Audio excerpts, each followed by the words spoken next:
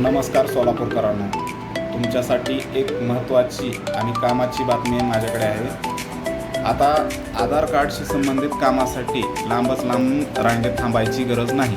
Solapur railway mail service या ठिकाणी आपण नवीन आधार काउंटर अधिकृतपणे सुरू केलेले आहे।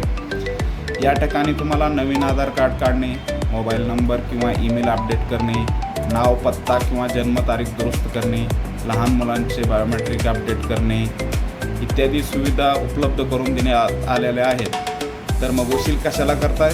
तुमच्या आधार कार्डाचं काही काम बाकी असेल तर आजच सोलापूर RMS येथील आधार केंद्राला भेट द्या।